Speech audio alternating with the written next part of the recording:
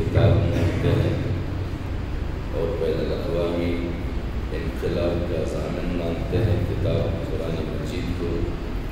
وہ اس آیت کو عنوان دیتے ہیں کل قومی انقلاب کی تیاری، یعنی انسانی معاشرے کی وہ دو طبقات کہ ایک طبقہ تو انسانی معاشرے کی تبدیلی کو اپنی ذمہ داری مانے اور پھر تبدیلی کے ہر اقدام میں اپنے آپ کو پیش رکھے اور تبدیلی کے لیے ہر ممکن کوشش کو اپنی ذمہ داری تسلیم کرے، وہ تو ہمیشہ میدان عمل میں رہتا ہے وہ طبقہ جس کو قرآنی اصطلاح میں مومنین کہا جاتا ہے، اور دوسرا وہ طبقہ جو انقلابی طبقے کے صفوں میں تو موجود رہتا ہے لیکن ان کا مقصد ہمیشہ اس انقلابی جماعت کو کمزور کرنا ہوتا ہے اور انقلابی جماعت کے صفوں میں ہمیشہ انتشار اور تردد پیدا کرنا اپنی ذمہ داری سمجھتے ہیں، اور ان کا بنیادی طور پر اہل ایمان کے درمیان رہنے سے یہ مقصود نہیں ہوتا کہ وہ اہل ایمان کی تقویت کا باعث بنے، بلکہ وہ ہمیشہ اس جدوجہد میں رہتے ہیں کہ کس طرح ایمانی جماعت کو اور مومنین کی اس جماعت کو نقصان پہنچائے اور ان کے سفر کو محدود کیا جائے، ان کی جدوجہد کو ناکام کیا جائے، ہمیشہ ان کی کوشش یہ رہتی ہے۔ ان کو قرآن اصطلاح میں منافقین کہا گیا ہے۔ قرآن مجید کی آیت جس کی آج درس ہوگی یہ 16 نمبر آیت ہے، اور ان کے الفاظ میں اللہ تبارک و تعالیٰ فرماتے ہیں کل للمخلفین من الاعراب، کہہ دیجئے ان لوگوں سے جو گواروں میں سے ہے، دیہاتیوں میں سے ہے، جو پیچھے رہ جانے والے تھے، ستدعون عن قریب تمہیں بلایا جائے گا الی قوم اولی بأس شدید، انتہائی سخت لڑاکو قوم کے سامنے تمہیں بلایا جائے گا عن قریب، تقاتلونہم، اس غرض سے کہ تم ان کے ساتھ لڑو گے، او یسلمون، یا پھر وہ اسلام قبول کریں گے، فَإِن تُطِيعُوا، اگر تم اس حکم کی پیروی اور اطاعت گزاری کرو گے، یؤتکم اللہ، اللہ رب العزت تمہیں دے گا اجرا حسنا، خوبصورت بدلہ، وَإِن تَتَوَلَّوْا كَمَا تَوَلَّيْتُمْ، اور اگر تم پھر جاؤ گے پچھلے دفعہ کی پھرنے کی طرح، يُعَذِّبُكُمْ عَذَابًا أَلِيمًا، تمہیں عذاب دیا جائے گا، دردناک عذاب۔ اب ہمیشہ کے لیے وہ قوم ہے جو ایک انقلابی قوم کے درمیان تو رہتی ہے اور اس جماعت کا حصہ اپنے آپ کو کہلاتے ہیں، لیکن ان کا طرز عمل اس انقلابی جماعت کی کامیابی نہ ہو بلکہ اس انقلابی جماعت کی ناکامی ان کے مطمع نظر ہو، انہیں قرآن اصطلاح میں منافق بھی کہا جاتا ہے، اور ان منافقین کو عملی طور پہ آزمائش میں ڈالنا یہ لازمی ہوتا ہے، کیونکہ ان کا ظاہری طور پر مسلمانوں کے ساتھ فرق کرنا انتہائی مشکل ہوتا ہے مومنوں کے ساتھ، کیونکہ وہ مومن کے صفوں میں کھڑے ہو کر نماز بھی پڑھتے ہیں، وہ مومنوں کے ساتھ کھڑے ہو کر کلمہ بھی پڑھتے ہیں، وہ مومن کے تمام تر مجالس میں شریک بھی ہوتے ہیں، تو بظاہر ان کے تمام تر طرز عمل جو ہے وہ مومنوں کی طرح ہی ہوتا ہے، لہذا انہیں آزمائش کے ذریعے ہی پہچانا جا سکتا ہے، اور آزمائش میں اس لیے ان کو رکھا جاتا ہے تاکہ ان کے اطراف میں ان کے صفوں میں رہنے والے مومنین اس خیال میں مبتلا نہ ہو کہ یہ تو خواہ میں ان کے اوپر الزام لگایا جا رہا ہے کہ یہ منافق ہے، کیونکہ حضور نبی اکرم صلی اللہ علیہ وسلم کے زمانے میں خود بذات خود حضور نبی اکرم صلی اللہ علیہ وسلم پر اللہ رب العزت نے منافقین کی شناخت عیاں کر دی تھی، ان کو شناخت کرا دیا تھا کہ کون کون لوگ آپ کے صفوں میں منافقین ہیں جو آپ کو ہمیشہ نقصان دینے کی جذبات اور احساسات رکھتے ہیں، لیکن ان کے اوپر نہ ہاتھ ڈالا جا سکتا تھا اور نہ انہیں مومنوں کے صفوں سے باہر کیا جا سکتا تھا۔ بعض صحابہ کرام کو جب یہ علم ہوا کہ حضور نبی اکرم صلی اللہ علیہ وسلم کو اللہ رب العزت کی جانب سے یہ آگاہی کر دی گئی ہے کہ آپ کے صفوں میں منافقین کون ہیں، تو صحابہ کرام میں سے بعض حضرات نے یہ خواہش ظاہر کی کہ یا رسول اللہ ہمیں اجازت دے دی جائے تاکہ ہم ان کے سر قلم کر دیں کہ جو ہمارے صفوں میں ہیں اور ہماری ہی بےفکری کرنا چاہتے ہیں۔ تو حضور نبی اکرم صلی اللہ علیہ وسلم نے انہیں اجازت نہیں دی، بلکہ فرمایا کہ یقول الناس ان محمد یقتل اصحابہ، اس لیے کہ بظاہر تو ان کا کردار اور عمل ہماری ہی جیسا نظر آتا ہے تمام تر لوگوں کو اور مخالفین کو بھی۔ اگر ہم ان کے خلاف باقاعدہ بھی عملی اقدام کریں گے تو لوگوں کا یہی کہنا ہوگا کہ نبی اکرم صلی اللہ علیہ وسلم اپنے ساتھیوں کو خود قتل کر رہے ہیں، لہذا اس الزام اور شبہ کو رفع کرنے کے لیے ان پر براہ راست ہاتھ ڈالنے کی اجازت نہیں دی، بلکہ اللہ رب العزت نے ایک عملی اقدام ایسا پیش کیا جو اس آیت میں ہے کہ انہیں آپ عملی میدان میں بار بار آزمائیں تاکہ وہ اپنے کردار کے ذریعے اپنے صفوں کے لوگوں پر عیاں ہو جائے کہ وہ کس کردار کے حامل ہیں۔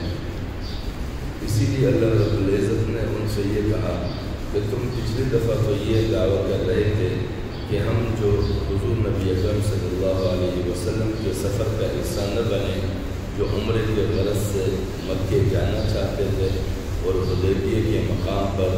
مکہ والوں نے انہیں روک دیا اور حضور نبی اکرم صلی اللہ علیہ وسلم نے وہاں پڑاؤ ڈالا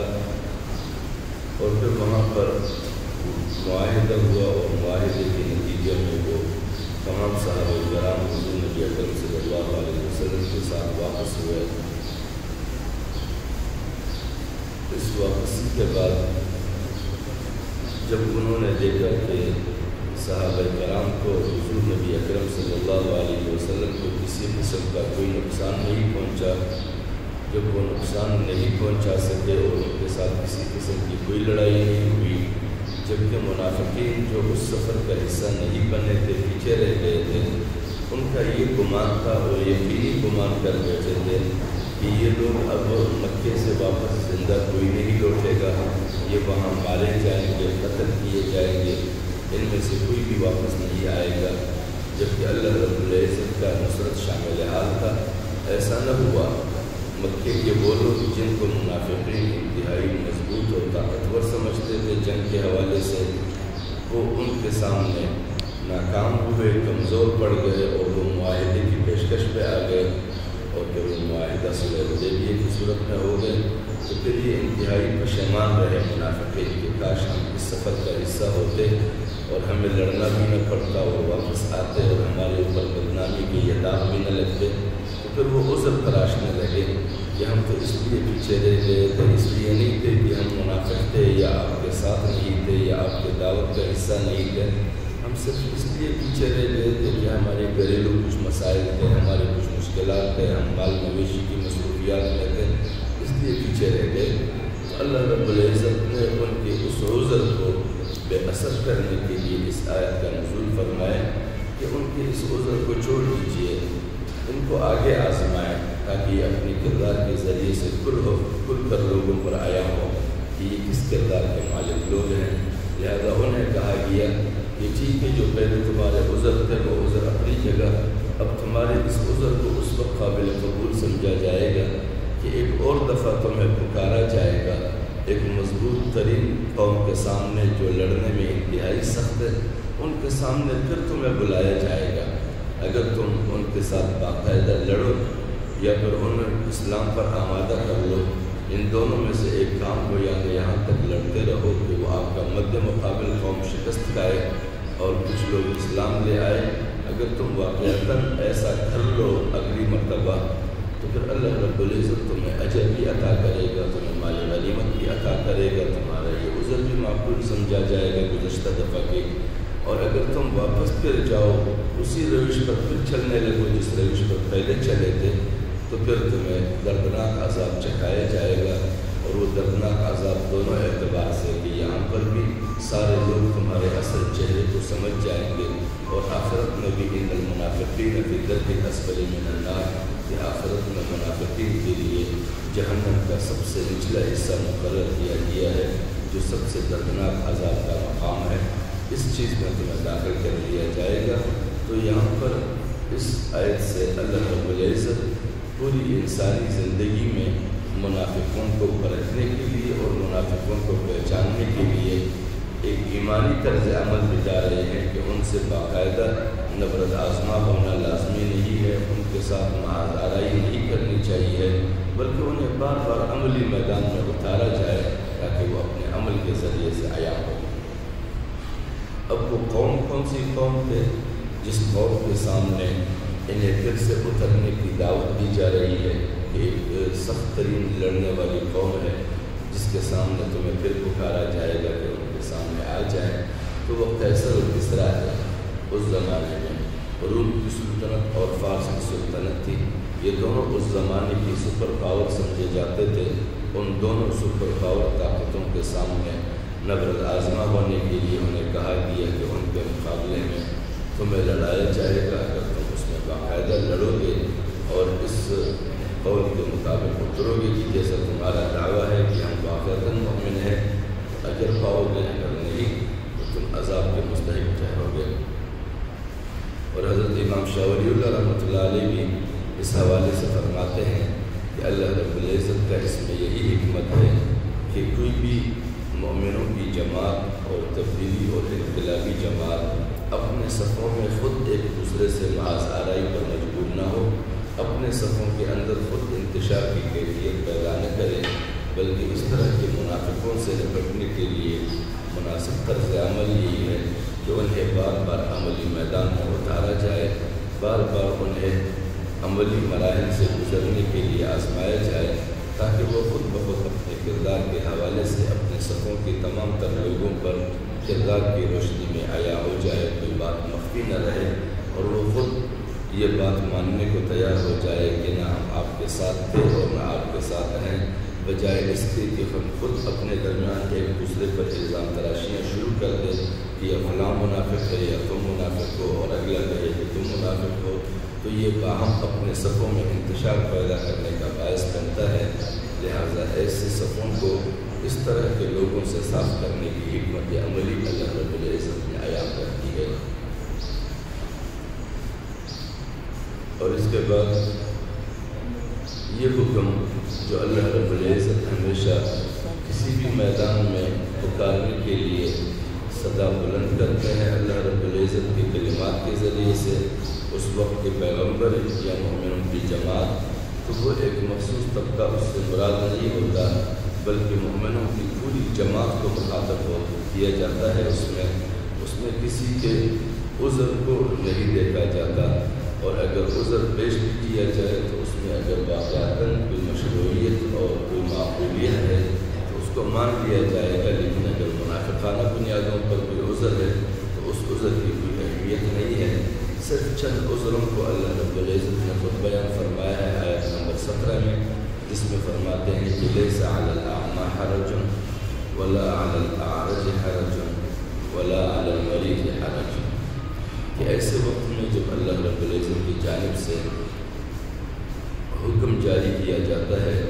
کہ آپ کو کسی میدان میں بلایا جاتا ہے یا کسی عمل کے لیے پکارا جاتا ہے،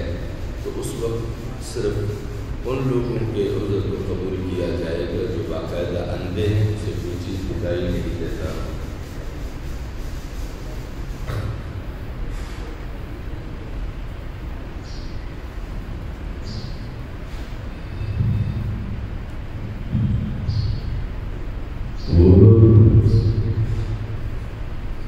صرف وہ لوگ جنہیں باقاعدہ کچھ دکھائی نہیں دیتا، وہ اندھے ہیں، یا پھر وہ لنگڑے ہیں،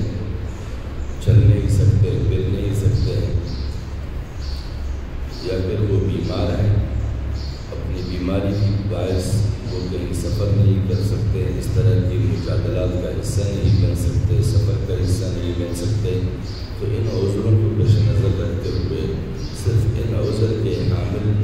لوگوں کو اس سے مستثنیٰ کیا جاتا ہے، باقی تمام لوگوں پر اس حکم کی تعمیل لازم سمجھا جاتا ہے۔ وَمَن يُطِعِ اللَّهَ وَرَسُولَهُ، اور پھر اس تمام تر انسانیت میں سے جو امت مسلمہ ہے، اگر وہ اللہ اور رسول کے اس حکم کی اطاعت کرتے ہیں، اس کی پیروی کرتے ہیں، يُدْخِلُهُمْ جَنَّاتٍ تَجْرِي مِن تَحْتِهَا الْأَنْهَارُ، ان کو جنت میں داخل کیا جائے گا، ایسی جنت میں جس کے نیچے نہریں بہتی ہے۔ وَمَن يَتَوَلَّ يُعَذِّبْهُ عَذَابًا أَلِيمًا، جو اس کے حکم سے اپنے آپ کو پھیرتے ہیں اور پلٹ جاتے ہیں، يُعَذِّبْهُ، اسے عذاب دیا جائے گا، عذابًا أَلِيمًا، دردناک عذاب۔ اب وہ لوگ جو باقاعدہ اس حکم کی پیروی کرتے ہیں کہ انہیں ایک مد مقابل طبقے کے سامنے لڑنے کے لیے بلایا جاتا ہے، تو یہاں پر بعض مفسرین فرماتے ہیں چونکہ یدخلہ کے بعد خالدین کا لفظ نہیں آیا ہے، تو اس کے دو اعتبارات سے تعبیر کیا جا سکتا ہے۔ ایک اعتبار تو یہ ہے کہ آخرت میں جو انسان کو دنیا سے چلے جانے کے بعد جنت عطا ہوگی، وہ جنت بھی اس سے مراد ہے، اور دوسرا یہ بھی ہے وَمَن يُطِعِ اللَّهَ وَرَسُولَهُ، جو اللہ رب العزت اور اس کے رسول کے حکم کی پیروی کرے گا، يُدْخِلُهُ جَنَّاتٍ، اس پیروی کے نتیجے میں جو اپنے مد مقابل سے نبرد آزما ہوتے ہیں میدان میں، ان کے مد مقابل کو جو اللہ رب العزت شکست دیں گے، تو ان کی وہ زمینیں ان کے حصے میں آئیں گی جو آباد زمینیں ہیں، جن میں نہریں بہتی ہے، سرسبز و شاداب ہے، وہاں پر کاشتکاریاں ہو سکتی ہے، معاشی ضروریات کی تکمیل وہاں سے ہوتی ہے۔ تو گویا کہ ایک اعتبار سے ان کو ایسے باغات اور ایسی سرزمین کا مالک بنایا جائے گا جو آباد کاری کے قابل ہوں گے، انہیں سیرابی کے تمام تر وسائل دستیاب ہوں گے۔ تو یہ دونوں تعبیرات اس میں ہوتے ہیں، دنیا کے لحاظ سے بھی اور آخرت کی جنت کے لحاظ سے بھی۔ تو یہاں پر اللہ رب العزت فرماتے ہیں کہ اس طرح کے حکم میں استثناء صرف جو ہے وہ اندھوں کو ہے، اور اسی طرح لنگڑوں لولوں کو ہے، اور پھر مریضوں کو استثناء ہے، باقی کسی کو کوئی استثناء نہیں ہے۔ اس لیے کہ اسلام جو ہے وہ کسی بھی اقدام میں انفرادیت کو اہمیت نہیں دیتا، بلکہ اجتماعیت کو اہمیت دیتا ہے، کیونکہ یہاں پر جو بھی حکم اللہ رب العزت نے دی ہے وہ اجماعی جہت دی ہے کہ اجتماعی بنیادوں پر میدان کو سنبھالا جائے۔ جس میدان کو سنبھالنے میں بھی اجتماعیت کو اپنایا جاتا ہے، وہاں پر انتشار کے اسباب کا خاتمہ ہو جاتا ہے۔ جہاں پر اجتماعیت کو اختیار نہیں کیا جاتا، انفرادیت کو رکھا جاتا ہے، تو پھر انفرادیت میں مختلف لوگوں کے مختلف خیالات اور مختلف سوچ جب وہاں پر اکٹھے ہوتے ہیں، ہر شخص اپنی ذہنیت کی بنیاد پر سوچنے لگتا ہے، تو وہاں پر نتائج کے اندر نقصان پالے میں آتا ہے، حصے میں آتا ہے۔ تو اجتماعیت کو اہمیت دی جاتی ہے، اور اجتماعیت میں صرف یہ مخصوص جو 3 استثناء ہیں، اس استثناء کو پیش نظر رکھا جاتا ہے، باقی سارے لوگوں پر اس حکم کی تعمیل لازمی قرار دیا جاتا ہے۔ ایک اور آیت میں بھی فرماتے ہیں لَيْسَ عَلَى الضُّعَفَاءِ وَلَا عَلَى الْمَرْضَىٰ وَلَا عَلَى الَّذِينَ لَا يَجِدُونَ مَا يُنْفِقُونَ حَرَجٌ إِذَا نَصَحُوا لِلَّهِ وَرَسُولِهِ، یعنی ضعیفوں اور بیماروں اور ناداروں پر جن کے پاس خرچ کرنے کو نہیں ہے کوئی حرج نہیں ہے، بشرطے کہ وہ اللہ اور اس کے رسول کی خیرخواہی کرتے رہیں۔ یعنی یہاں پر یہ جو 3 طبقے مستثنیٰ کر دیے گئے ہیں، ان 3 طبقوں پر کم از کم اپنے اس دائرے کے اندر کہ وہ جہاں بیٹھے ہوئے ہیں، جہاں رہ رہے ہیں، اس کا طرز عمل پھر بھی اللہ اور رسول کے ساتھ خیرخواہی کا ہونا چاہیے۔ یعنی وہ کوئی غلط پروپیگنڈا نہ کرے، کسی کو غلط مشورہ نہ دے، کسی کی حوصلہ شکنی نہ کرے، کسی کو تردد میں نہ ڈالے، کسی کو خوف میں مبتلا نہ کرے، بلکہ وہ پھر بھی رسول اللہ اور اللہ کے ساتھ خیرخواہی کا معاملہ برتتے ہوئے جہاں تک اس کا بس چلتا ہے، وہ ہمیشہ اللہ رب العزت کے احکامات کی پیروی اور اس کے تعمیل کے لیے اسباب پیدا کرے، اس کے لیے لوگوں کی معاونت کرے، لوگوں کی ذہن سازی کرے، لوگوں کی تیاری کرے، جہاں تک ہے، کیونکہ ایک اندھا جو ہے اس کا زبان کام کرتا ہے، اس کے پیر کام کرتے ہیں وہ جہاں تک آ جا سکتا ہے تو اس میں اپنی خیرخواہی کو صرف کرے۔ ایک لنگڑا ہے، اگر وہ چل نہیں سکتا ہے تو وہ دیکھ سکتا ہے، دیکھنے کی بنیاد پر وہ بہتر تبصرہ کرے، کوئی ناجائز حوصلہ شکن بات نہ کرے، کیونکہ زبان اس کے پاس موجود ہے، وہ زبان کے لحاظ سے اچھی باتوں کی تلقین کرے لوگوں کے لیے۔ مریض ہے، اگر وہ کہیں جا نہیں سکتا ہے، کسی عمل کا عملی طور پر حصہ نہیں بن سکتا تو وہ دیکھتا بھی ہے اور وہ سنتا بھی ہے اور وہ بول بھی سکتا ہے۔ تو تینوں اعتبار سے، وہ سننے کے لحاظ سے، وہ دیکھنے کے لحاظ سے، وہ زبان کے لحاظ سے معاونت کر سکتا ہے۔ اس معاونت میں وہ ہمدردی کے پیش نظر رکھتے ہوئے جہاں تک جتنی معاونت وہ کر سکتا ہے وہ کرتا رہے۔ اس حوالے سے حضرت امام ابو بکر جساس جو احناف کے مشہور مفسر ہے احکام القرآن کے، وہ اس حوالے سے فرماتے ہیں اس آخری آیت میں کہ لیس علی الضعفاء ولا علی المرضى ولا علی الذین لا یجدون ما ينفقون، کہ ایک تو وہ طبقہ ہے جس کے پاس خرچ کرنے کے لیے کچھ نہیں ہے لیکن زبان اس کے پاس ہے، بدن اس کے پاس ہے، کان اس کے پاس ہے، دل ان کے پاس ہے، ان تمام تر چیزوں کو وہ خیرخواہی میں استعمال کر سکتا ہے۔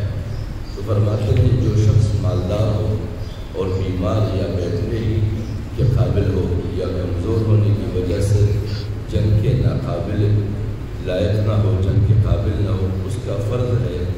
کہ وہ اپنے مال سے جہاد کرے۔ یعنی باقی عملی طور پر تو وہ اس میدان کا حصہ نہیں بن سکتا لیکن مال کے اعتبار سے وہ اس کا معاونت کر سکتے ہیں۔ جس کے پاس مال نہ ہو مال لے لے، یعنی جو شخص میدان میں جا رہا ہے اس کے پاس اگر مال نہیں ہے اور ایک شخص مریض ہے اس کے پاس مال ہے تو وہ مال سے اس کے ساتھ اس عمل میں شریک ہو۔ اگر کوئی اندھا ہے، لنگڑا ہے، وہ اس میدان کا حصہ عملی طور پر نہیں بن سکتا تو وہ مال کے ساتھ معاونت کر کے اس کا حصہ بنے۔ اور ایک اور جگہ کو فرماتے ہیں جو شخص مالدار نہ ہو لیکن وہ خود جہاد کر سکتا ہے تو وہ مقام جنگ پر پہنچنے کی کوشش کرے، اللہ رب العزت کے اس حکم کی اطاعت وہاں پر کرے جہاں پر وہ حکم متوجہ ہو تو وہ اس چیز کی طاقت رکھتا ہے، اور جو مال کے ساتھ اس کی معاونت کر سکتا ہو تو وہ اس کی کمی کو مال کے ذریعے سے اس کے ساتھ پورا کرے۔ تیسرے جگہ پر فرماتے ہیں جو شخص تندرست بھی ہو، مالدار بھی ہو اور مال و جان دونوں سے اللہ رب العزت کے راستے میں وہ اللہ کی دین کی معاونت کر سکتا ہو تو اس پر دونوں اعتبار سے معاونت فرض ہو جاتا ہے۔ ایک چوتھے مقام پر وہ فرماتے ہیں جو شخص جسمانی لحاظ سے عاجز ہو اور مفلس بھی ہو تو اس آیت میں لیس علی الاعمى حرج ولا علی الاعرج حرج ولا علی الذین لا یجدون ما ينفقون حرج اذا نصحوا للہ ورسولہ کے مطابق اس پر کم سے کم یہ فرض عائد ہوتا ہے کہ وہ اللہ اور اس کے رسول کے حق میں خیرخواہی کرتا رہے۔ اور خیرخواہی کا عرض میں نے پہلے کیا کہ خیرخواہی کا مقصد یہ ہے کہ وہ اپنے زبان کے ذریعے سے بہتر پرچار کرتا رہے، حوصلہ شکن بات نہ کرے، پریشانی کی کوئی اسباب پیدا نہ کرے، لوگوں کی حوصلہ شکنی نہ کرے، لوگوں کو تشویش میں مبتلا نہ کرے، ان کی حوصلہ افزائی کرے اور ان کو بہتر خوشخبریاں دے اور ان کی تقویت کا باعث بنے۔ اور ساتھ میں امام ابو بکر جساس کے ان 2-3-4 اقوال سے یہ استدلال بھی ہے کہ ہمیشہ کے لیے یہ میدان جہاد میں اور میدان جنگ میں لڑنا یہ اسلام کا کوئی مقصود بذات چیز نہیں ہے۔ میدان میں لڑنا اسلام کا مقصود بذات چیز نہیں ہے، یعنی نماز پڑھنا یہ مومن کی مقصود بذات چیز ہے، کیونکہ یہ نماز پڑھنا ان پر ہمیشہ کے لیے فرض ہے۔ اس کے لیے کوئی سبب نہیں ہے کہ فلاں سبب سے اس نے نماز پڑھنی ہے، ہر حال میں اس نے نماز پڑھنی ہے چاہے کوئی سبب ہو نہ ہو، یہاں تک کہ اگر وہ رکوع، سجدے اور قیام پر قدرت نہ رکھتا ہو، اتنا مریض ہو جائے کہ وہ اشارے سے پڑھ سکتا ہو تو اشارے سے اس پر پڑھنا لازمی ہے۔ تو اس کو کہتے ہیں مقصود بالذات عمل، یعنی ذات کے اعتبار سے وہ مقصود ہے اور اللہ رب العزت کو ہر حال میں مطلوب ہے اس کو ادا کرنا ہے۔ روزے کی عبادت ہے، یہ مقصود بالذات ہے، اس کے لیے کسی سبب کی کوئی ضرورت نہیں ہے کہ کیوں روزہ رکھا جائے، بس اللہ کا حکم ہے ہر حال میں روزے رکھنے۔ زکوٰۃ ہے، اس کے لیے ایک شرط ہے، اس میں مقدار کو زکوٰۃ مال پہنچ جائے کسی کا تو انہوں نے ہر حال میں زکوٰۃ دینا ہے، اس کے لیے کسی چون چرا کی کوئی ضرورت نہیں ہے، اس کے لیے کسی اسباب کے ڈھونڈنے کی کوئی ضرورت نہیں ہے، بلکہ زکوٰۃ ہر حال میں ادا کرنا ہے، یہ مقصود بذات چیز ہے۔ حج کے لیے کچھ شرائط ہے، اگر حج کسی پر فرض ہو جاتا ہے تو وہ مقصود بذات ہے، ہر حال میں اس نے ادا کرنا ہے، لیکن یہ جہاد جو ہے یہ مقصود بذات چیز نہیں ہے، کسی میدان میں لڑنا یہ مقصود بذات چیز نہیں ہے، یہ کسی سبب کے پیش نظر ہے۔ اگر اس مومنوں کا کوئی طبقہ ایسا ہے کہ جہاں پر اس کی ریاست ہے، اس کی حکومت ہے، اور اس ریاستی نظام کو کوئی خراب کر رہا ہے، اس کے لیے بغاوت کے اسباب پیدا کر رہا ہے، اس ریاست کو توڑنے کی کوشش کر رہا ہے، اس سے کمزور کرنا چاہتا ہے،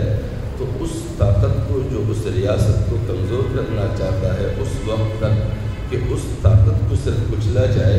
اس کے بعد کوئی ضروری نہیں ہے کہ ہمیشہ کے لیے ایک طبقے کے ہاتھ میں تلوار ہو اور وہ صبح شام اس تلاش میں رہے کہ مجھے کوئی جگہ دے دو تاکہ میں کسی کا سر کاٹوں، یہ کوئی مقصود بذات چیز نہیں ہے اسلام کے۔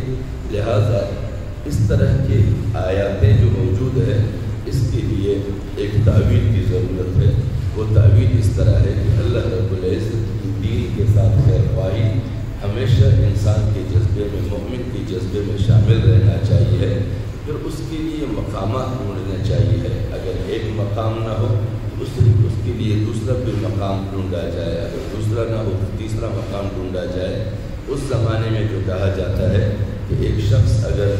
خود میدان میں جا سکتا ہے لیکن اس کے پاس مال نہیں ہے تو اگلا اس کے ساتھ مال کے ساتھ معاونت کرے، اگر ایک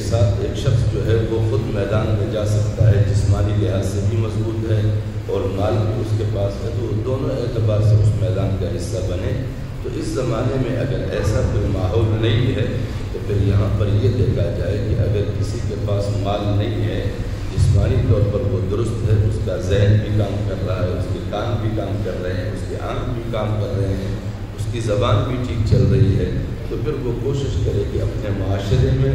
مال کہاں صرف کرنے کی ضرورت ہے، تو وہاں پر وہ ان لوگوں کے ساتھ جو نادار ہیں اور ان کے ساتھ جو ان کے پاس مال کی کمی ہے،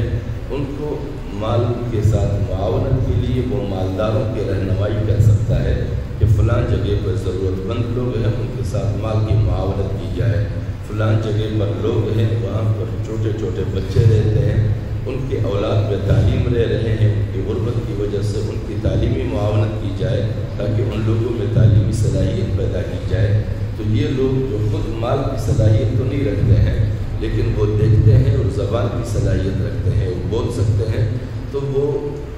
مالدار لوگوں کو ان غریبوں کے ساتھ معاونت کے لیے متوجہ کر سکتا ہے، ان کو مقامات بتا سکتے ہیں، ان کو بلا سکتے ہیں۔ لیکن وہ لوگ جو خود مال کی صلاحیت بھی رکھتے ہیں، ان کو اللہ رب العزت نے مال سے نوازا بھی ہے اور ان کے ساتھ آنکھیں بھی ہیں، ان کے کان بھی ہیں، ان کے ساتھ پیر بھی ہیں، وہ جسامت کے لحاظ سے بھی مضبوط ہے، تو وہ خود چل کر اس ذمہ داری کو نبھائیں کہ اگر ایک جگہ پر ان کے مال کے ذریعے سے ایک فرض نبھانا جو ہے اس کا راستہ ختم ہو چکا ہے، جو جنگ کی صورت میں ہے، جہاد کی صورت میں ہے، تو دوسرے کئی سارے مقامات آج بھی موجود ہے کہ لوگوں کے ساتھ معاونت کے لیے ہے وہ تلاش کرے کہ کہاں پر ضرورت مند ہے، اگر تعلیمی طور پر ضرورت مند ہے تو تعلیم کے لحاظ سے ان کی کفالت کی جائے، علاج کے لحاظ سے ضرورت مند ہے تو علاج کے لحاظ سے ان کی معاونت کی جائے، رہائش کے لحاظ سے ضرورت مند ہے تو رہائش کے لحاظ سے ان کے ساتھ معاونت کی جائے۔ تو یہ ذمہ داریاں اس صورت میں بھی متوجہ ہوتی ہے اور یہ فرض عائد ہوتا ہے۔ اس فرض سے سبکدوش ہونے کے لیے ان کو میدان میں اترنا ہوگا، اگر وہ میدان میں نہیں اترتے ہیں اور دعویٰ ان کا یہ ہے کہ ہم مومن ہیں اور مومن ہونے کے دعوے دار ہیں لیکن وہ دوسرے مومنوں کی تکلیف کو محسوس نہیں کرتے ہیں، ان کے لیے پریشان نہیں ہوتے ہیں، وہ غمگین نہیں ہوتے ہیں، تو ہمیں ایسے لوگوں، ہم میں سے جو بھی ایسے لوگ ہیں انہیں اپنے ایمان کا جائزہ لینا چاہیے کہ وہ مومن تو ہے لیکن اس کے دل میں کسی اور مومن کے لیے درد پیدا نہیں ہوتا، کسی بیمار کے لیے معاونت کے لیے وہ تڑپتا نہیں ہے، کسی مجبور کے ساتھ معاونت کے لیے وہ پریشان نہیں ہوتا، وہ اس کے لیے متحرک نہیں ہوتا۔ تو ایسے لوگوں کو اپنے ایمان کا جائزہ لینا چاہیے، یہ ایمانی کمزوری کا باعث ہے، کیونکہ قرآن مجید میں ہے الذین ينفقون اموالهم فی سبیل اللہ ثم لا یتبعون ما انفقوا منا ولا اذى، کہ وہ لوگ ینفقون اموالہم جو اپنے مال کو خرچ کرتے ہیں فی سبیل اللہ اللہ کے راستے میں، یعنی اللہ کی رضا کے لیے اور اس کی خوشنودی کے حصول کے لیے، ثم لا یتبعون پھر اس کے بعد ثم لا یتبعون ما انفقوا ثم لا یتبعون ما انفقوا ثم لا یتبعون ما انفقوا منا ولا اذى، کہ جو کچھ انہوں نے خرچ کیا ہے پھر ان کو ایذا رسانی کے ذریعے سے اس کے پیچھا نہیں کرتے ہیں، یعنی جو کچھ اس نے خرچ کیا ہے جہاں پر پھر وہ لا یتبعون ما انفقوا منا ولا اذى، نہ وہ تانے دیتے ہیں بعد میں لوگوں کو اور نہ ان کو تکلیف پہنچاتے ہیں۔ تو تکلیف اس اعتبار سے ہے کہ خرچ کیا جائے تو ان لوگوں کو جتایا جائے کہ ہم نے آپ کو کھلایا ہے، ہم نے آپ کو پالا ہے، ہم نے آپ کی معاونت کی ہے۔ اس طرح کے احسان جتانے سے انہیں تکلیف بھی ہوتی ہے اور انہیں تانے بھی دیتے ہیں۔ تو کہتے ہیں کہ وہ لوگ جو کہ بعد میں اپنے خرچ کیے ہوئے مال کے بعد نہ کسی کو تکلیف دیتے ہیں نہ تانے دیتے ہیں، لہم اجرہم عند ربہم، ان کے لیے اللہ کے یہاں بہت بڑا اجر ہے۔ اور ایک جگہ اور بھی فرماتے ہیں کہ یا ایھا الذین آمنوا، اے ایمان والو، لا تبطلوا صدقاتکم بالمن والاذی، تم کچھ بھی جو دیتے ہو لوگوں کو تو پھر اس کے بعد ان کو ضائع نہ کرو تانے دے کر اور تکلیف دے کر۔ تو تانے دینے سے اور تکلیف دینے سے دی ہوئی تمام تر مال کی اہمیت کو ضائع کر دیا جاتا ہے۔ اللہ تعالیٰ کی یہاں اس خرچ کیے ہوئے مال کی کوئی اہمیت باقی نہیں رہتی۔ جب مال دے دیا جائے اور پھر تانے دیا جائے اور پھر ان کو احسان جتایا جائے تو ان دونوں لحاظ سے اپنے مال کو ضائع کر دیا، کیونکہ اس نے مال اللہ کو دیا تھا، اور اللہ کو جب مال دے دیا جائے تو پھر اس کو کیا احسان جتانا ہے، کیونکہ وہ مال دیا ہی اللہ نے ہے آپ کو۔ آپ اگر اللہ کی دی ہوئی مال آپ نے پھر اللہ کو واپس کر دیا ہے تو آپ کا کیا احسان ہے، آپ نے اپنے آپ کو بری ذمہ کر دیا ہے۔ تو اس طرح کے عمل سے ہم اپنے آپ کو بری ذمہ کرتے ہیں، اللہ رب العزت پہ ہمارا کوئی احسان نہیں ہے۔ تو پھر ہم اس کو تانے کیسے دے سکتے ہیں اللہ کو، جب اس کی دی ہوئی مال کو ہم نے اسے واپس کر دیا تو اس بات کا تانا ہے۔ ہمیں شکر کرنا چاہیے کہ ہم ایک ذمہ داری سے بری ذمہ ہو گئے ہیں۔ تو لہٰذا یہاں پر جو جہاد پر صرف کرنے کے لیے جو آیتیں تھیں، ان آیتوں کے لحاظ سے امام ابو بکر جساس کے اس تعبیرات کی بنیاد پر وہ مقامات آج تبدیل بھی ہو سکتے ہیں۔ اس کے نئے تعبیرات یہ ہے کہ لوگ جو خرچ نہیں کر سکتے ہیں وہ خرچ کرنے والوں کی بہتر رہنمائی کر سکتے ہیں، اور جو خرچ کر سکتے ہیں وہ ان مقامات پر توجہ دے دیں کہ وہ اللہ کی زیادہ سے زیادہ رضا حاصل کر سکیں۔ اللہ کریم ہمیں توفیق بخشے کہ ہم اس طرح کے عمل کا حصہ بنیں۔ اور آخر میں اس آیت کی تفسیر کے لحاظ سے یہ بھی بتاتے ہیں کہ جو لوگ ہمت اور طاقت کے باوجود اپنے مال اور اپنے اموال کو اور اپنے زبان کو اور اپنی صلاحیتوں کو اور اپنی رہنمائی کو اللہ رب العزت کے احکامات اور ہدایات کے مطابق صرف کرنے کی کوشش نہیں کرتے ہیں، وہ لوگ ہمیشہ کے لیے ذلت اور غلامی کی زندگی میں بسر کر دیتے ہیں۔ اور جو لوگ اپنی ان صلاحیتوں کو، جو مالی صلاحیتیں ہیں، جسمانی صلاحیتیں ہیں اور ذہنی صلاحیتیں ہیں، زبانی صلاحیتیں ہیں، ان کو وہ بقدر استطاعت جتنا ماحول فراہم ہے اور جتنا بھی میدان دستیاب ہے ان میں یہ ساری دستیاب وسائل اور صلاحیتوں کو استعمال کرتے ہیں۔ اللہ رب العزت اس قوم کو ارتقائی بنیاد پر ترقی عطا کرتا ہے اور غلامی کے اسباب کو ختم کر کے انہیں مستقل بنیادوں پر آزادی اور اطمینان کے ماحول فراہم کرتا ہے۔ اللہ کریم ہمیں توفیق بخشے کہ اللہ رب العزت کی جانب سے فراہم کردہ مالی اور جسمانی اور عقلی اور علمی صلاحیتوں کو ہم اللہ رب العزت کی ہدایات کے مطابق صرف کریں، تاکہ اللہ رب العزت ہمیں غلامانہ اور قید کے ماحول سے نکال کر آزادانہ اور اطمینان کے ماحول فراہم کرنے کے ہمیں اسباب پیدا کرے۔ وآخر